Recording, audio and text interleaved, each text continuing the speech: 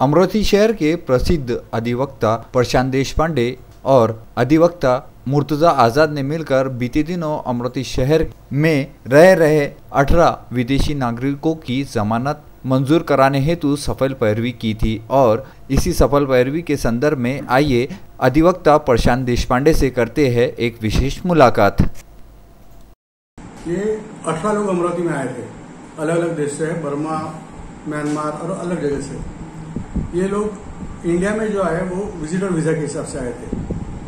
Police के कहे मुताबिक ये पहले दिल्ली गए, दिल्ली से फिर अमरावती आए और अमरावती में बगैर मालूमात दिए रहे, ऐसा उन पर इल्जाम लगा के उनके खिलाफ चार्जशीट दाखिल हुई है। चार्जशीट के हिसाब से इन लोगों ने जो वीजा के रूल्स है उसका उल्लंघन किया। इसके लिए उनके खिलाफ में सेक्शन 14B फॉरेनर्स एक्ट ये लगा, बाद में 188, 269 या आईपीसी के लगे और वायरस फैलाने के लिए सेक्शन 3 और सेक्शन 2 कोविड एक्ट, इतने सेक्शन इतने धाराओं के अंदर उनके खिलाफ में चार्जशीट दाखिल हुई। आज उनकी जमानत अमरावती कोर्ट ने मंजूर की है 25,000 रुपये के बॉन्ड पे। हमारा कहना ऐसा था कि ये जो लोग हैं ये दिल्ली में जो आए, दिल्ली से अमरावती पहुंचे तो ये फरवरी में और आखिरी में 9 मार्च इन दिनों में अमरावती में पहुंचे थे।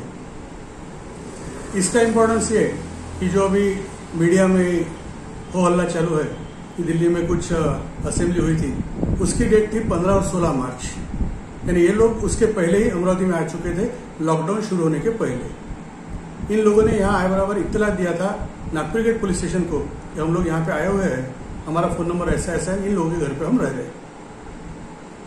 उसके बाद अमरावती पुलिस ने इन लोगों को ले जाके इनका मेडिकल चेकअप कराया। 2 बार मेडिकल चेकअप इनका हुआ, इसमें से कोई भी कोविड पॉजिटिव नहीं था।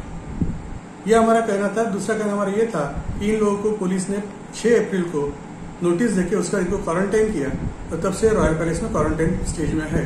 तब से किसी को भी इनसे कोई भी वायरस आया नहीं या कोविड-19 पॉजिटिव आया नहीं, तो इनका 188 या 269 ये जो सेक्शन है ये इनको लगते नहीं। दूसरी बात ये थी कि यहाँ पे आने के बाद अगर ये ट्रैवलर्स वीजा पे यहाँ पे आए, टूरिस्ट वीजा पे यहाँ पे आए, तो यहाँ आने के बाद इन्होंने कहीं पे कोई प्रोग्राम लिया या कहीं पे धर्म प्रसारण किया, ऐसी कोई चीज का एविडेंस इनके पास नहीं है।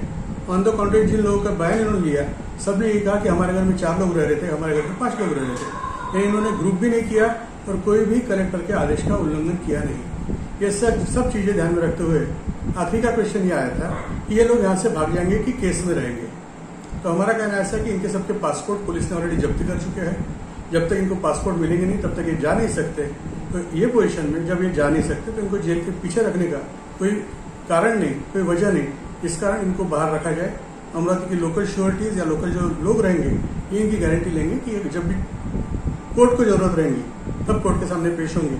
ये कंडीशन पे उनको जमानत दी गई। सर बाकी एक बात ये है, ये इतने सारे लोग अदर कंट्रीज के हैं, अब अगर से यहाँ पर गुनाह दाखिल हुआ था, बेल मिल जा रही है, आज इनके पास में सोर्स ऑफ इनकम ये सारी चीजें जो है वो हालात से जूझेंगे, तो सर ऐसे समय में उनको उनके देश भेजने के लिए कोई प्रावधान नहीं हो सकता है क्या? नहीं, देश भेजने के लिए प्रावधान इसलिए नहीं हो सकता कि जब तक केस पेंडिंग है, तो यहाँ के कानून के हिसाब से केस पेंडिंग है तब तक ये जा नहीं सकेंगे बाहर मेरे हिसाब से। तो इसमें यही हो सकता है कि इनकी ये जो केस है ये जल्द से जल्द बोर्ड पे लेके जितना कम समय रहे उतने समय में खत्म हो जाए। सर मुद्दे जो थे तो उसके अंदर में आपने जो पॉइंट रखे थे, वो जो तथ्य रखे थे, उस आधार पर बिल दे दी गई।